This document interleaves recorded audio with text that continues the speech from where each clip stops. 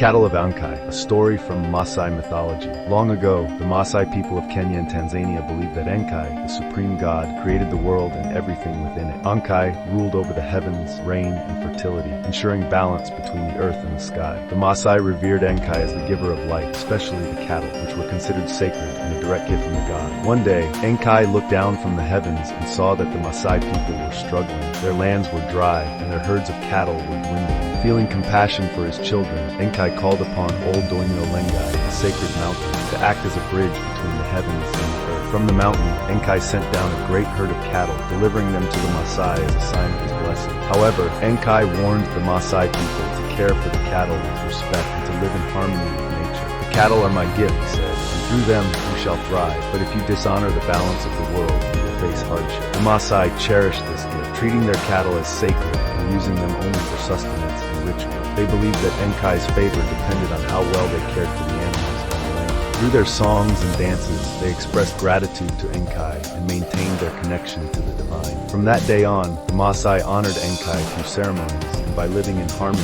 with their herds and the natural world. They understood that their prosperity was not just a matter of possession, but a reflection of their respect for Enkai's gift and the balance of life. The Blessing of Enkai, a story from Samburu mythology. In the rugged lands of Kenya, the Samburu people looked to Enkai, their supreme god, as the source of life and harmony. Enkai ruled over the heavens and the earth, bringing rain to nourish the land and ensuring the prosperity of the people and their livestock. The Samburu believed that their well-being depended on their relationship with Enkai, who could bring blessings or hardships depending on how they treated the land and one another. One season, a terrible drought struck the land, and the Samburu's cattle, their most cherished possession, began to weaken. The elders gathered the people and decided to hold a sacred ceremony to honor Enkai and ask for rain. They prepared offerings of milk and ghee, singing songs of praise and gratitude to the god who watched over them. That night, a young shepherd named Lemayian had a dream in which Enkai appeared as a brilliant figure surrounded by rain clouds. Enkai spoke to him, saying, "The land thirsts because the people have forgotten to share its gifts. Restore balance by giving freely to one another and to those in need, and the rains will return." The next morning, Lemayian shared his vision with the elders. Inspired by Enkai's words, the people began to share what little food and water they had, ensuring that no one went without. Soon after, dark clouds gathered in the sky and rain poured down, reviving the earth and saving the cattle. From that day on, the Samburu people remembered Enkai's lesson, to live in balance and generosity, honoring the gifts of the land and the God who provided them. Through their gratitude and unity, they ensured that Enkai's blessings would continue to sustain them for generations. The Tale of the Sea Spirit, a story from Swahili mythology. Long before the arrival of new beliefs, the Swahili people of the East African coast told stories of Mzimu wa Bahari, the spirit of the sea, who ruled over the waters and protected those who respected its power. The sea was both a source of life and a force of destruction, and the Swahili knew that harmony with Mzimu wa Bahari was essential for safe voyages and abundant fishing. One day, a young fisherman named Juma ignored the advice of the elders and set out to sea without making the customary offering of coconut milk and incense to Mzimu wa Bahari. As he cast his nets, the skies darkened and the sea became rough. Juma's boat was tossed about and he feared for his life. He called out to Mzimu wa Bahari, promising to honor the spirit if he was spared. Suddenly, the storm calmed, and Juma saw a shimmering figure rise from the waves. It was Mzimu wa Bahari, who spoke in a voice like the wind. "Respect the sea, for it gives life but can also take it away. Honor the spirits, and they will guide you." Juma returned to shore, shaken but grateful. He told the villagers of his encounter, and they performed a grand ceremony to thank Mzimu wa Bahari, offering gifts of shells, spices, and fruits to the sea. From that day on, the Swahili people ensured that they respected the spirits of the sea, understanding that their prosperity and safety depended on living in harmony with the forces of nature. Through this, they honored their connection to the ocean and the spirits that watched over them.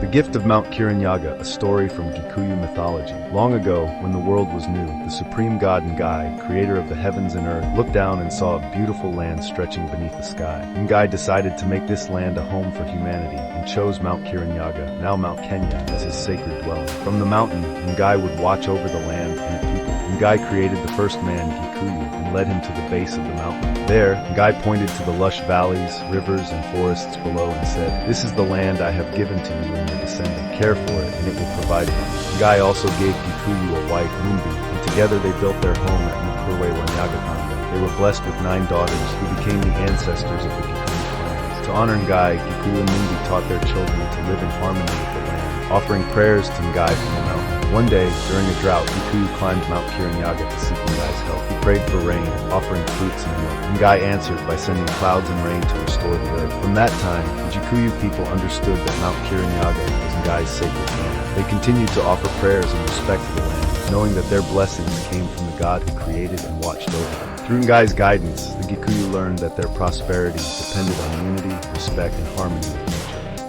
The Wisdom of Enkai, a story from Kamba mythology. In the lush lands of Kenya, the Kamba people revered Enkai, the great creator god, as the giver of life and the ruler of the heavens. Enkai created the earth, the rivers, the forests, and the animals, shaping a world filled with beauty and balance. To guide the Kamba people, Enkai sent Aimu, the spirits of nature and ancestors, to protect and teach them. One year, the rains failed to come, and the Kamba people faced hunger and despair. The elders knew they must seek Ngai's help. They gathered under a sacred fig tree, believed to be a connection to the divine, and offered milk, honey, and prayers to Ngai. The elders also called upon the Aimu, asking the spirits to intercede on their behalf. That night, a young herder named Mutinda had a dream. In the dream, Ngai appeared as a radiant figure surrounded by light and cloud. Ngai told Mutinda, "The land suffers because my creation has been neglected. You must plant trees, care for the rivers, and share your resources. Only then will the rains return." The next morning, Mutinda shared his vision with the village. The people came together, planting trees and restoring the riverbank. They also ensured that everyone had enough food and water. Soon after, the skies darkened